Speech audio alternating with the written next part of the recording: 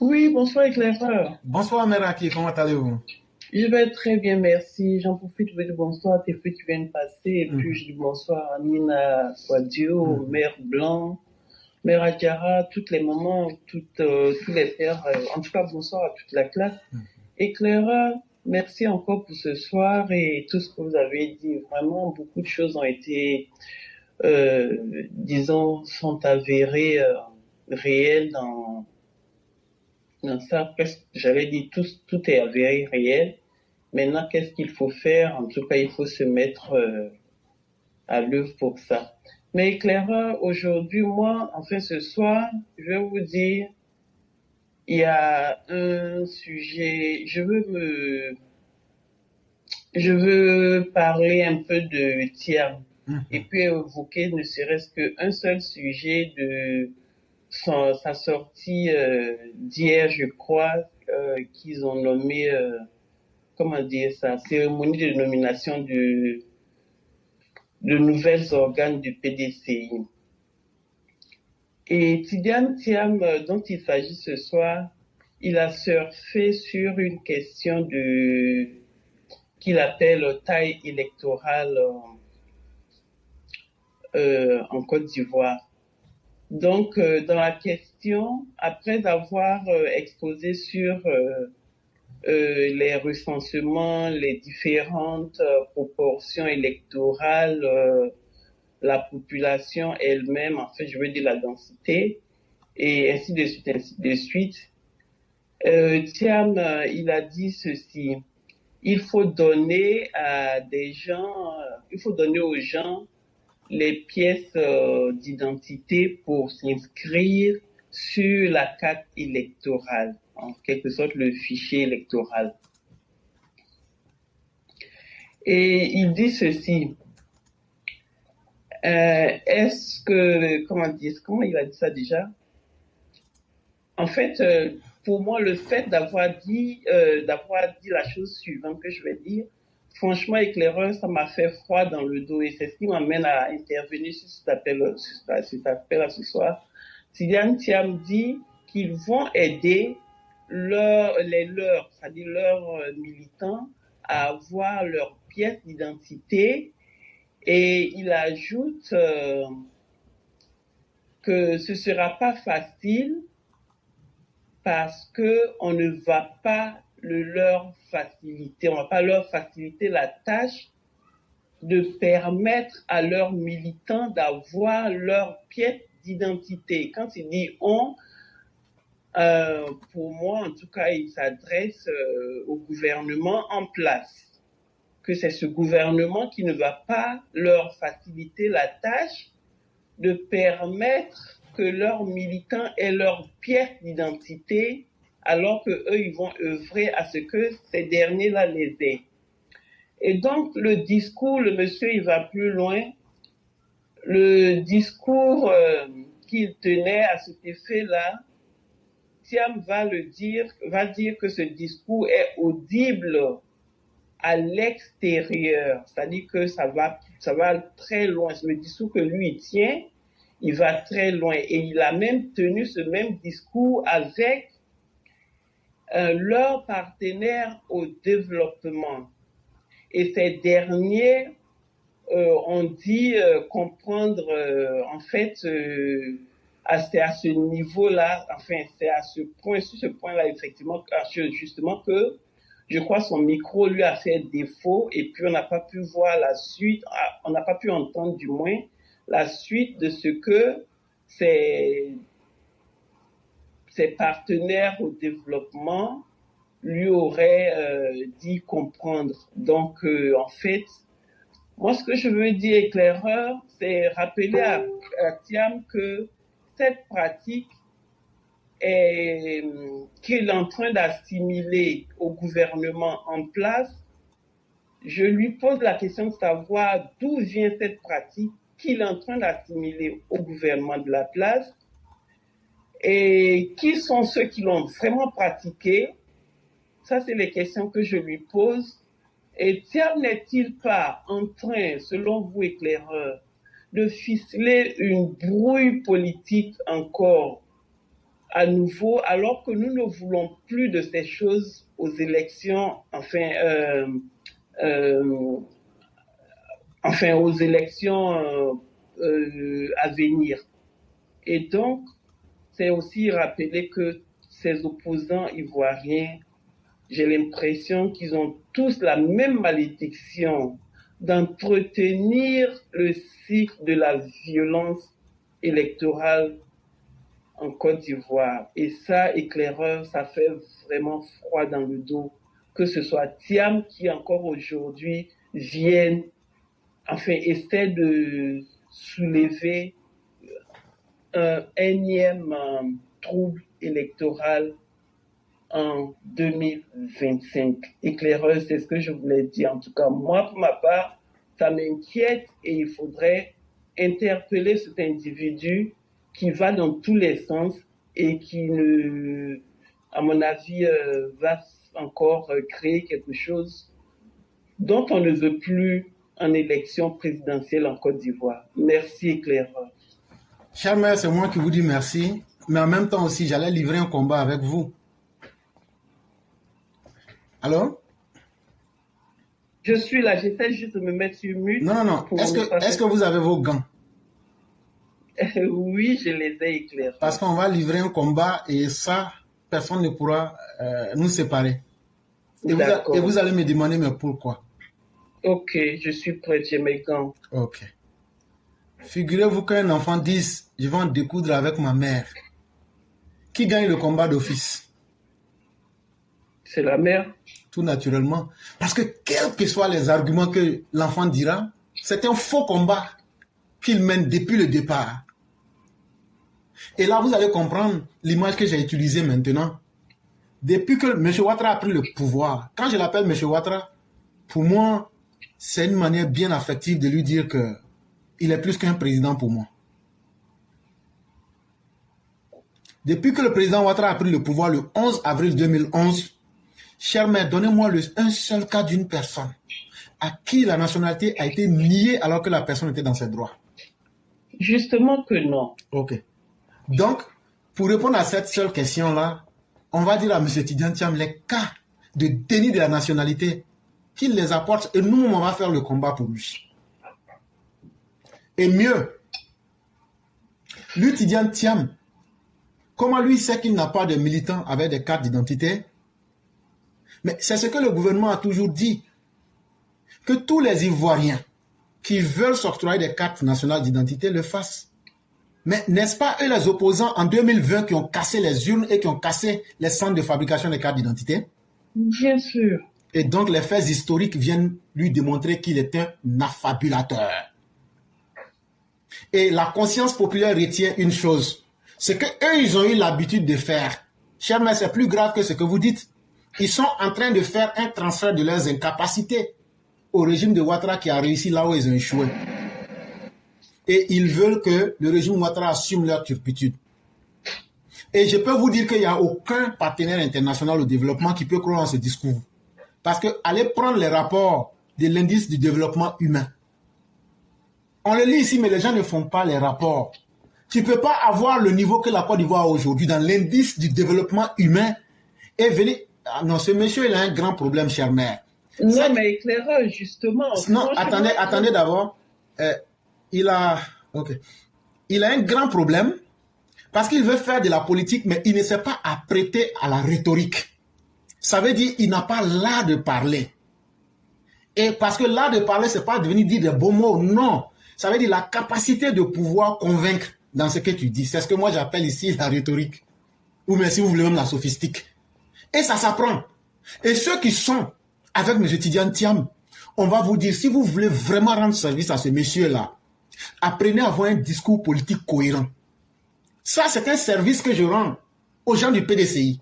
Votre candidat Tidjane Thiam, là, rendez-lui service, dites-lui d'aller prendre des cours en communication politique.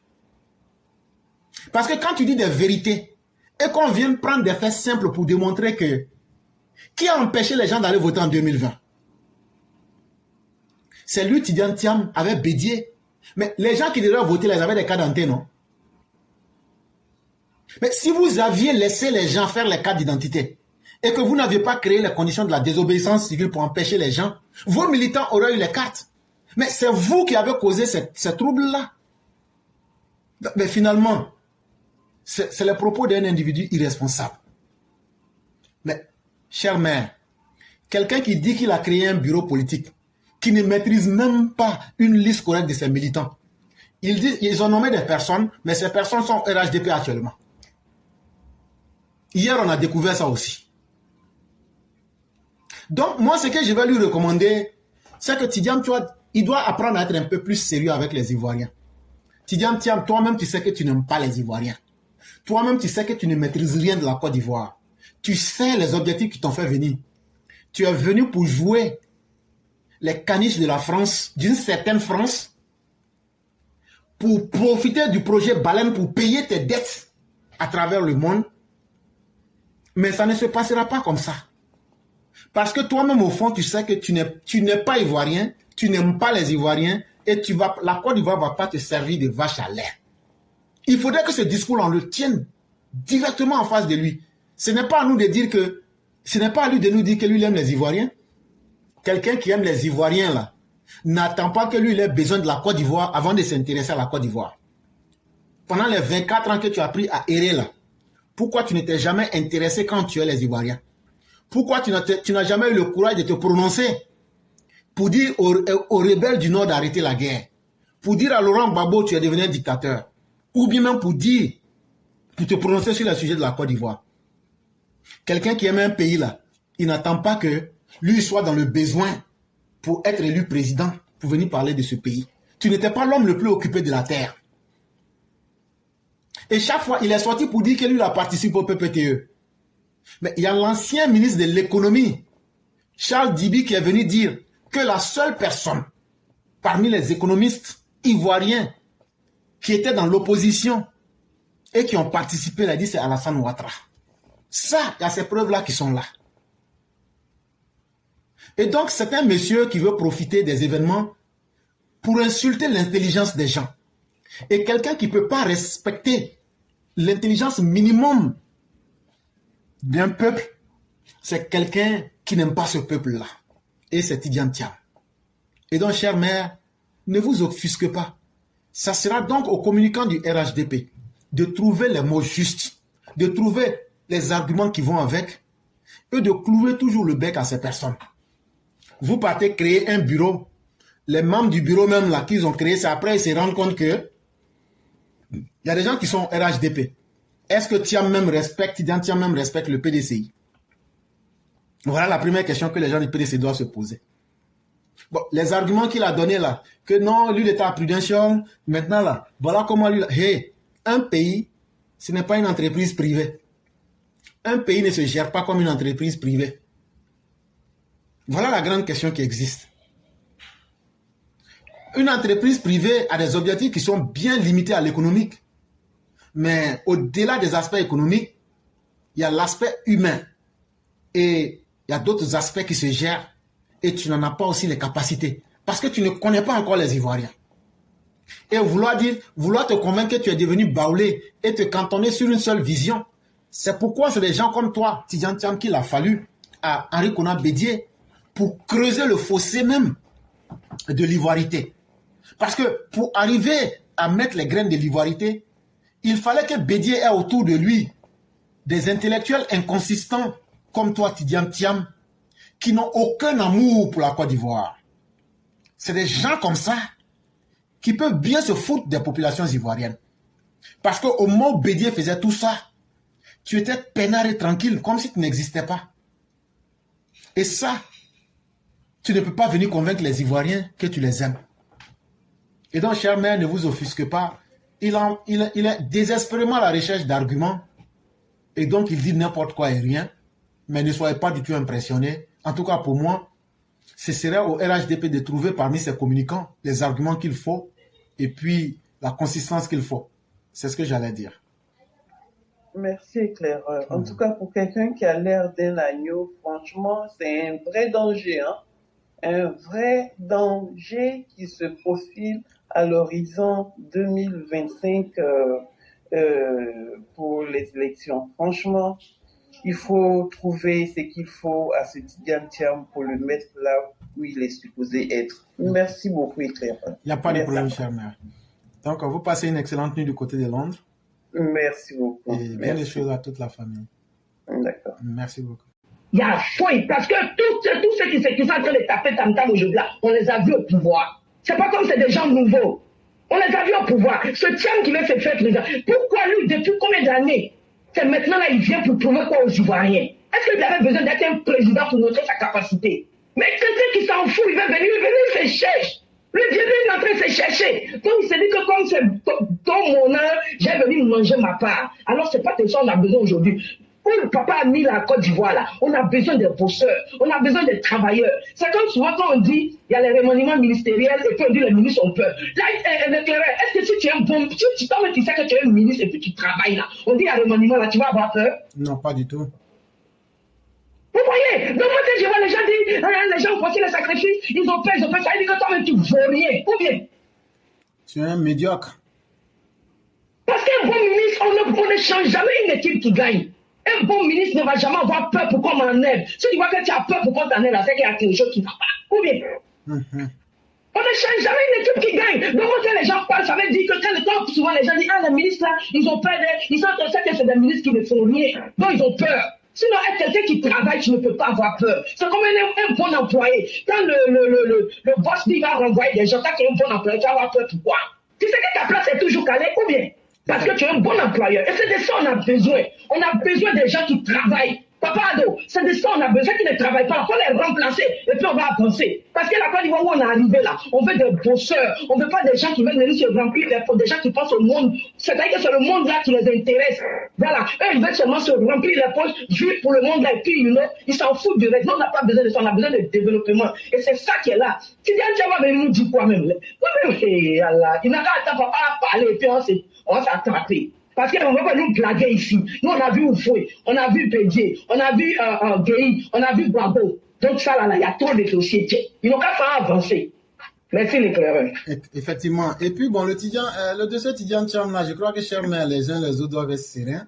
Et tu vois, tellement eux-mêmes, ils sont dans l'embarras, là. Dikario, par exemple, a été nommé à un poste subalterne. Ils ont nommé Jean-Louis Billon. Ils l'ont nommé comme secrétaire exécutif du PDCI en charge de l'entrepreneuriat et des relations avec le secteur privé. Bon, lui, il vient de démissionner aujourd'hui. En même temps qu'ils l'ont nommé, il vient de démissionner. Et il a eu à écrire une lettre. Hein. Voici ce qu'il a écrit. Démission du secrétariat exécutif. Monsieur le Président, comme c'est Thiam qui est le président maintenant là, il dit, j'ai appris le mardi 5 mars 2024 par les canaux des réseaux sociaux, ma reconduction en tant que secrétaire exécutif chargé de l'entrepreneuriat et des relations avec le secteur privé, alors que je suis en mission hors du territoire national. Il dit, hier c'était le 5, il dit hier c'est sur Facebook avec les réseaux sociaux que lui il a appris qu'il a été reconduit comme secrétaire exécutif chargé de l'entrepreneuriat et des relations avec le secteur privé, alors que lui n'est même pas en Côte d'Ivoire actuellement. Je regrette de n'avoir aucunement été consulté avant d'être reconduit, car du vivant du président, feu son excellence, M. Henri Kouna Bédié, je lui avais exprimé ma volonté de sortir du secrétariat exécutif à l'occasion de son renouvellement, jusqu'à ce jour, cette volonté est restée et demeure intacte. Il dit donc, depuis que Bédié m'était là, lui, il avait dit qu'il ne voulait même plus travailler comme chargé de l'entrepreneuriat et des relations avec le secteur privé, et que cette décision-là, ça va rester comme ça. Par ce courrier, veuillez recevoir officiellement, Monsieur le Président, ma démission de cet important organe du parti. Et chère mère, le PDCI là, bientôt vous allez voir ça en morceaux. Vous allez voir ça en morceaux. Et donc ne soyez pas surprise. Mais c'est ce qu'ils ont souhaité. Et nous sommes sereins. Hier, comme je le disais, ils ont fait sortir la liste. Quand la liste est sortie, après il y a des gens là, eux sont actuellement au RHDP. Ils ont été nommés à des postes. Après, ils se sont rendus compte, ils sont allés effacer encore et puis ils ont repris encore la liste là. Et donc, on se demande même si Tidiane Thiam même il maîtrise quelque chose réellement, ou bien si vraiment il n'est pas obligé d'être avec les Ivoiriens, quoi. Les gens, on sait qu'ils ne respectent pas les Ivoiriens, on sait qu'il n'a pas la capacité. Il peut se reposer, ou bien il peut vraiment, il ne maîtrise pas sa machine. Pour résumer les choses simplement. Mais soyons sereins et puis regardons-le dans ce qu'ils font. Parce que c'est eux qui sautent, c'est eux qui tendent leur tambour et puis c'est eux qui dansent en même temps. Et donc, nous, on les regarde dedans, mais c'est quand même désolant pour eux, quoi. C'est ce que moi, je voulais ajouter. Il n'a même pas l'air de convaincre. Oh, l'éclaireur. Vraiment, je vais te laisser prendre les autres en ensemble. Il n'y a pas de problème. Vraiment, merci infiniment, cher maire. On vous souhaite une excellente soirée. Et merci à vous même. Merci beaucoup. Vous vous souvenez, récemment, dans ma dernière intervention ici, j'ai eu à parler du cas Thiam, que beaucoup de militants du RADP sous-estiment et négligent. À la limite même, ils prennent, comment on appelle, Tidjane Thiam comme des sandales. Moi, je le dis honnêtement, il y a longtemps dans cette affaire, la réalité de comment on appelle, Dieu qu'on a connu en politique là, mais ce n'est pas forcément la même réalité que nous sommes en train de vivre aujourd'hui ou encore que nous allons vivre demain. La politique là, elle n'est pas statique. Donc, la lutte là, elle est dynamique. Donc, quand tu ne comprends pas ça, tu vas faire force route.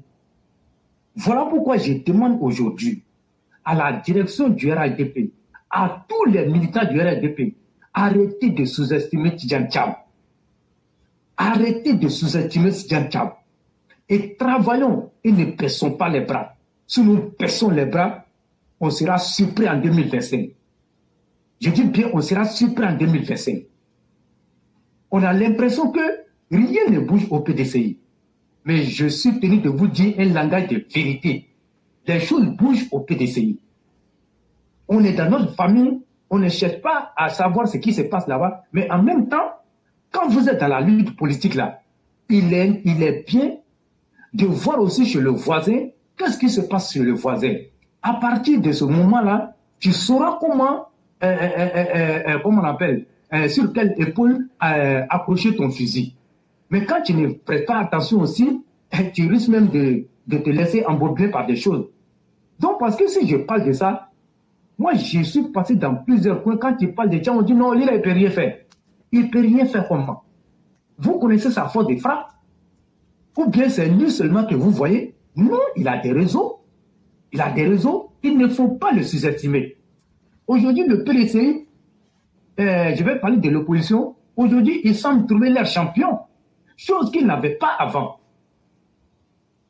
Mais vous n'allez pas me dire que aujourd'hui le PDCI n'a pas retrouvé son unité. Le PDCI a retrouvé, comment on appelle, son unité, même si ce n'est pas encore ça, mais ce que nous voyons, ça veut dire qu'il y a une cohésion aujourd'hui au PDCI. Mais quand tu parles de ça, les gens disent que lui, il n'est pas RADP. Mais moi ici, je suis politique, je suis tenu de dire la vérité. C'est vrai, tout n'est pas chaud, mais aujourd'hui, ils sont sur une voie, sur une dynamique où ils sont en train de se retrouver. Mais quand ils sont en train de se retrouver, en même temps, ils travaillent. Il y a beaucoup d'adhésions au PDCI. Aujourd'hui, beaucoup de choses sont en train de se passer. Donc, nous, à notre niveau, là, c'est d'interpeller tous les militants du RADP, qu'ils restent en éveil. On ne doit pas baisser les bras. Aujourd'hui, il y a des zones. Je vais le répéter encore pour que les gens comprennent ça une fois pour de bon. Le Grand Ouest là, l'Ouest, surtout quand vous prenez à partir de Talwa-Joukan, Allez-Joukan, allez-y même à Guglo, partez au fond là-bas. Mais ces zones-là, c'est vrai quand vous prenez Guglo, jusqu'à aller à Pleulequin et consort là-bas, on remarque que ça c'est la zone des web, notamment les Kéré. Mais est-ce que les gens savent que il y a des campements baoulés qui ont plus de 500 âmes. Les gens sont beaucoup dans ces zones-là. Et ce sont les baoulés qui occupent ces villages-là, des gros villages. Mais si Anne Ouloto aujourd'hui est élue la présidente du conseil régional, comment on l'appelle, du Cavali, mais c'est en partie au concours de ces baoulés-là, qui sont vraiment beaucoup dans ces zones-là. Parce qu'ils cultivent le café, le cacao. Donc ce sont des planteurs, ils ont érigé, ils ont fait des villages là-bas. Aujourd'hui même là, quand tu vas leur dire de partir chez eux, mais ils ne sont même pas où partir, parce que c'est là-bas qu'ils se sont établis. Donc les chefs de canton, les chefs de villages qui sont là-bas, vous savez que chez les Akans là, tout comme chez les Sénéfaux, la parole du chef là, elle pèse.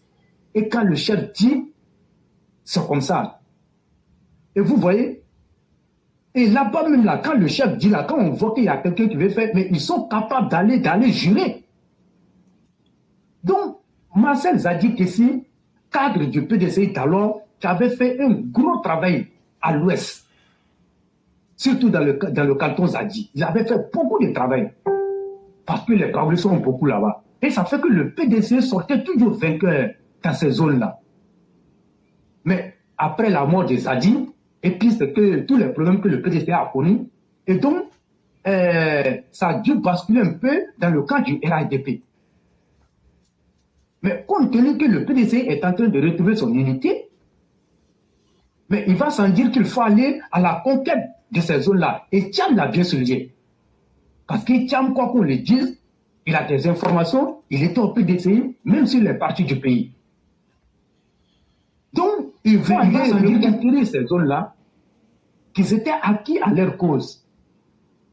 Et donc, quand on voit ça, il nous appartient de travailler de sorte que, même s'ils doivent prendre des gens, que nous ayons peut-être la majorité de ces populations.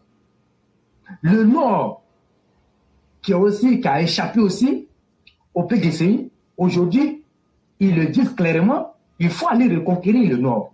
Mais nous, on ne va pas s'asseoir pour dire le Nord est un acquis pour le RADP, et puis s'asseoir les regarder. Non, moi je dis non. Il faut travailler dans toutes les régions, dans toutes les contrées, pour que le RADP soit ce parti-là qu'on a toujours voulu fort. Donc ne nous asseyons pas sur nos lauriers. Et puis après, on va s'asseoir pour pleurer. Non. Et le parti est en train de se restructurer, tout comme le PDCI. C'est comme ça, on va le dire. Et même le PPACE aujourd'hui, c'est vrai, on peut dire que notre candidat le plus sérieux aujourd'hui là, mais quand je dis ça, ça fait mal à beaucoup de personnes qui disent que moi je ne connais rien. Notre candidat le plus sérieux aujourd'hui, c'est Tidjane Thiam. Je l'ai dit, c'est Tidjane Thiam qui est notre candidat le plus sérieux. Sinon, on sait, Laurent Gbagbo a géré ce pays ici. Et les Ivoiriens ne veulent même plus avoir affaire à Laurent Gbagbo au PPACE, puisque c'est les mêmes personnes qui ont endeuillé les populations. Donc, ils ont déjà géré le pays, on a vu. Mais l'Ivoirien avec tout beau, tout nouveau, vous connaissez, c'est un nouveau produit. Et quand tu vas parler, ils vont dire oui, on va essayer, si c'est pas bon, on va laisser. Si c'est pas bon, on va laisser. Donc le PDCI a trouvé leur champion aujourd'hui. Ils sont allés se voir avec Laurent Gbagbo. Naturellement, c'est comme ça. Quand vous êtes à l'opposition, le contexte même de la politique même là, vous oblige à aller faire des alliances, et même contre nature. Même contre nature. Donc c'est ce qui se passe. Mais souvent ces alliances-là peuvent aboutir, comme on appelle, à un résultat qui peut arranger les deux camps, comme ce qu'on a vu avec le RADP. Mais au départ là, il y avait des difficultés parce que l'ancienne version du RADP est née en 2005 à Paris, en France, qui a vraiment éprouvé des difficultés, et ainsi de suite. Mais je peux même dire que ça a payé. Aujourd'hui, si le président Alassane Ouattara est président, mais c'est le RADP. On ne va pas se cacher la vérité. C'est le concours de cette famille Oufouettis-là qui a fait qu'aujourd'hui le président est là. Et donc, même si de leur côté, ils sont en train de faire, comment on appelle, la sorcellerie, un jeu de dupes, mais la politique là, elle est très profonde. Donc moi je le dis, il faut qu'on travaille. Donc il reste quelque chose à ajouter. Oui, chef, vous avez dit des thèmes vraiment très justes. Et on a tellement balancé trop d'informations aujourd'hui que je ne vais pas encore chauffer la tête des gens et puis faire assez tard quand même. Mais je crois que les thèmes que tu as évoqués, on a déjà dit ça il y a longtemps, hein, où j'ai écrit des textes ici, ne tombons pas dans l'autosuffisance, l'autosatisfaction, pardon. Voilà, on avait déjà dit ça il y a au moins peut-être 1 ou 2 ans. Et c'est la même chose qui revient aujourd'hui. Et comme je le dis, souvent on a le malheur de trop anticiper sur les événements. Peut-être ça fait que les gens oublient, mais en politique, il n'y a pas de petits ennemis.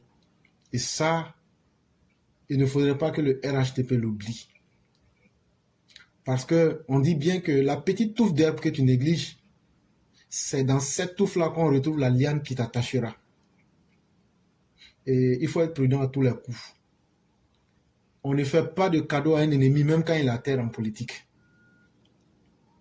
Et malheureusement, le plus grand danger des partis politiques, surtout en Afrique, quand ils sont au pouvoir, tout le monde est obnubilé par la richesse, la course à la richesse, comment s'enrichir, et en même temps aussi par les combats internes, les luttes de positionnement. C'est ce qui détruit un pouvoir de l'intérieur vers l'extérieur. Les luttes de positionnement et l'enrichissement. Dieu merci, on a encore un chef qui a vraiment la tête sur les épaules et qui a pleinement les pieds sur terre. C'est ce qui nous aide à canaliser vraiment tous ces sentiments-là. Mais on ne peut pas échapper à la loi naturelle. Il faudrait que les élections de 2025, on aura le congrès en avril 2024 et tout naturellement, notre candidat sera le docteur Ouattara. Mais quelles sont les armes? Quand je parle d'armes, je veux pas d'arguments politiques.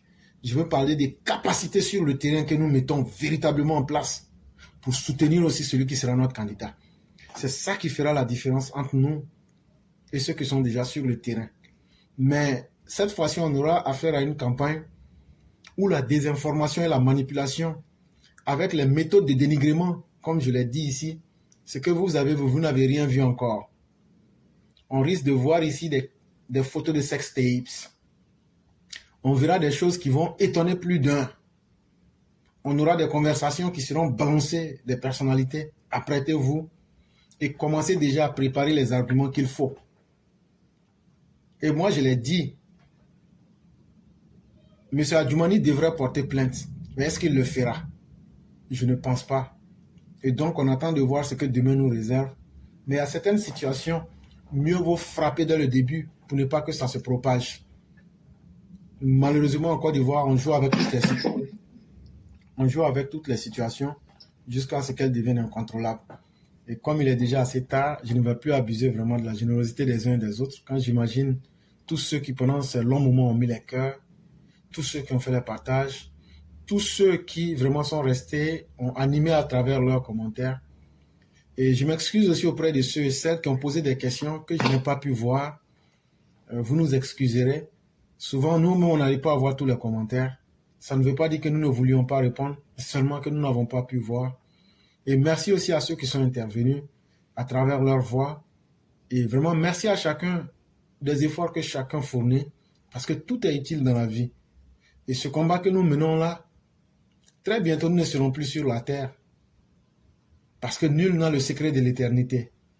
Nul n'a la fièvre philosophale, même si c'est l'idéal que nous recherchions.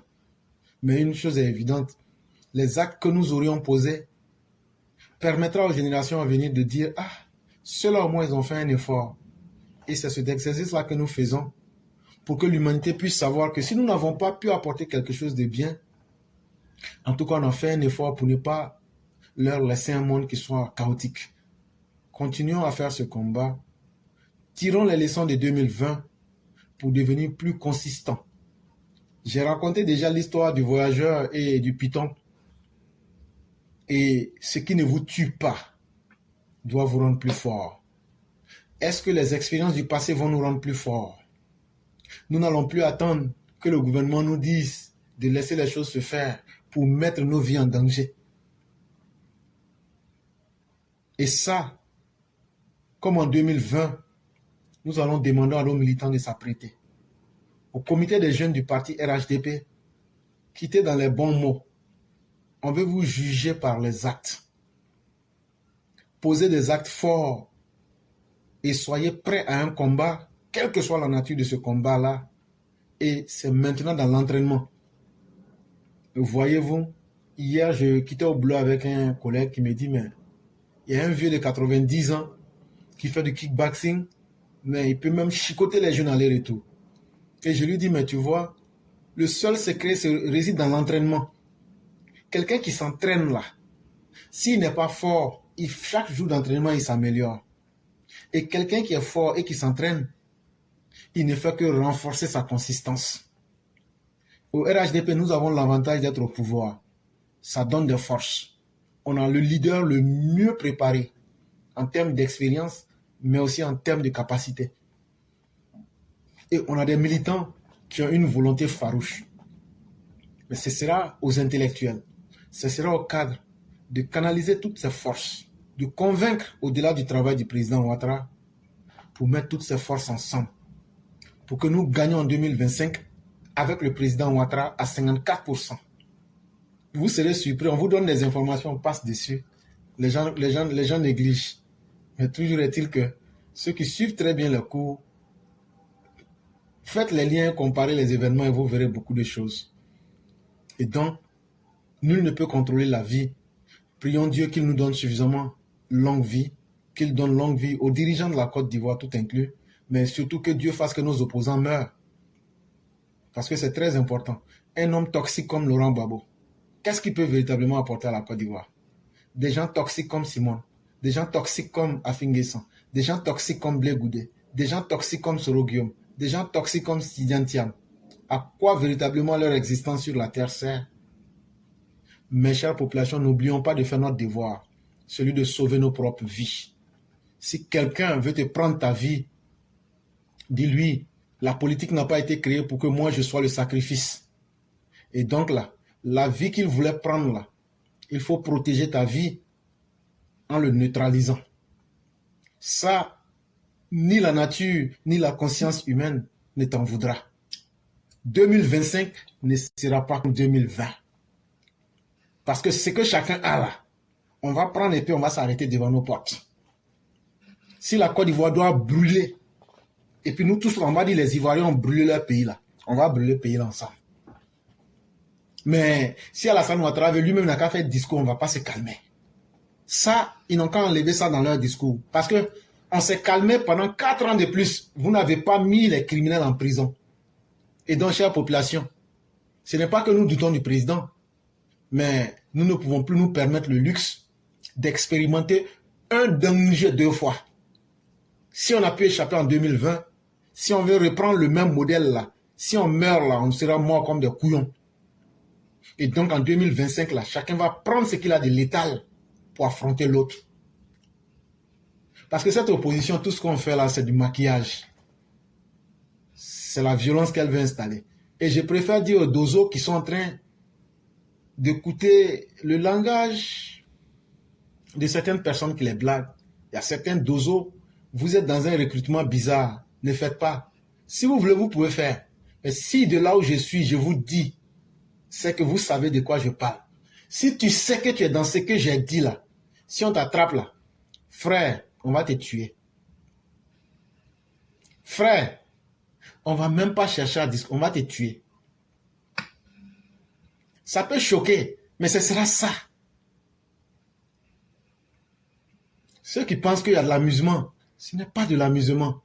Ce pays-là doit rester en paix. Ce pays-là, on ne va pas s'amuser à risquer la vie des Ivoiriens et dire non, comme Blé Goudé ou Messorogio n'est pas content, on va prendre la vie des gens en otage et puis maintenant, comme c'est gâté là, allons de sommet en sommet. Sinon, on n'a pas de dignité qu'on veut humilier le président Ouattara. Amusons-nous. Les cadres là, moi je vous ai déjà dit longtemps, laissez-les dans ce qu'ils sont.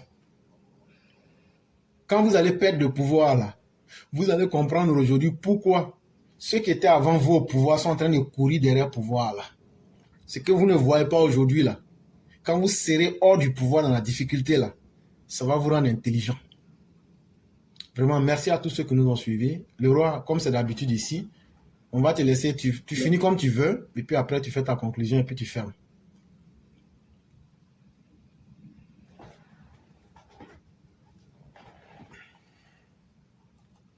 Allô? Oui, allô? Voilà, donc vous avez le dernier mot. Ok, merci. Merci beaucoup, merci à tout le monde. Merci.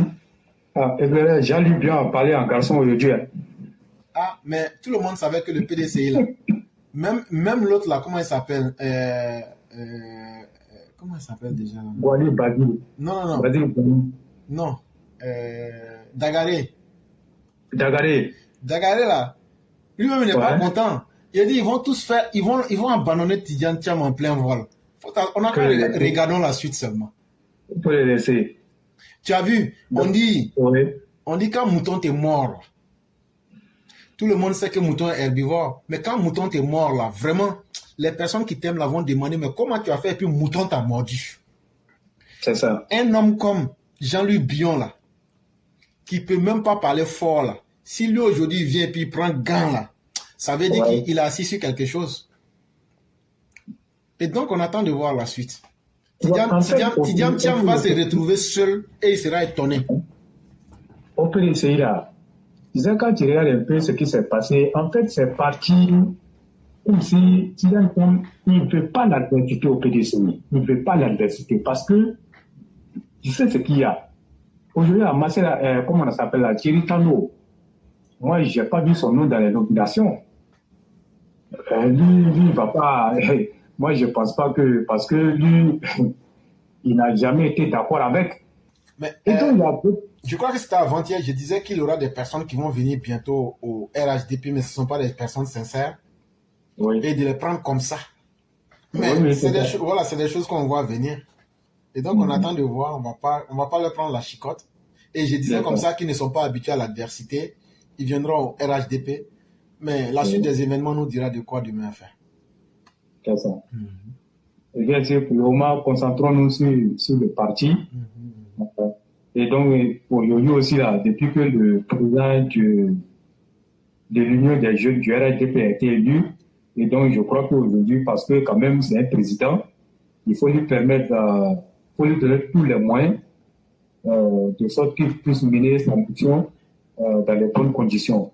Et donc, ce mercredi-là, au siège du parti, donc on lui a offert une voiture 4x4, une nouvelle voiture. Et donc, ça va lui permettre de bien travailler. Et s'il ne travaille pas bien, il ne dira pas que c'est les moyens qui lui manquent. Parce que les gens sont aujourd'hui dans une logique, lui donner tous les moyens pour qu'il travaille. 2025, comme tu l'as dit là, ce ne sera pas une élection où on va dire non. L'élection serait un peu différente. Donc, il faut déjà donner tous ces armes-là à la jeunesse du RHDP de travailler de sorte que le parti reste debout parce que l'épine dorsale du parti, c'est la jeunesse. Voilà, une jeunesse qui n'est pas forte. Vous allez voir que le parti va toujours avoir des difficultés. Donc, à cela aussi, il faut ajouter aussi que les femmes ont pu former leur bureau. Et je crois que le bureau est vraiment large. Je crois que c'est une 50aine de personnes dans le bureau. Donc, ils ont fait en sorte que toutes les régions se retrouvent dans le bureau. Et c'est ce qui a été fait aussi au niveau des jeunes. Donc, c'est déjà bon. Et il y a ce qui reste encore au RHDP, c'est l'élection de ce qu'on appelle les RER. Et je crois que cette fois-ci, ça ne sera plus le cas. Donc, ça sera le cercle des intellectuels. Parce qu'ils vont réunir tout le monde, ça sera le cercle des intellectuels. Donc, il y a déjà de l'Assemblée générale élective qui va se passer, je crois, sous peu. Bon, on va attendre de voir. Donc, quand tout sera mis en place, vous allez voir qu'on aura toutes les structures spécialisées et le combat va continuer. Et en attendant, dans la restructuration qui est déjà en cours et les cas de militants qui ont été déjà produits sont en train d'être distribués partout aux militants. Donc, vraiment, merci beaucoup à tout le monde et la paix soit sur la Côte d'Ivoire. Bonne soirée à chacun. Vraiment, merci beaucoup le roi. Merci à tous. Et demain, ça sera la voix du militant. Que Dieu nous protège tous et qu'il nous accorde ses grâces. Excellente nuit à chacun et à chacune.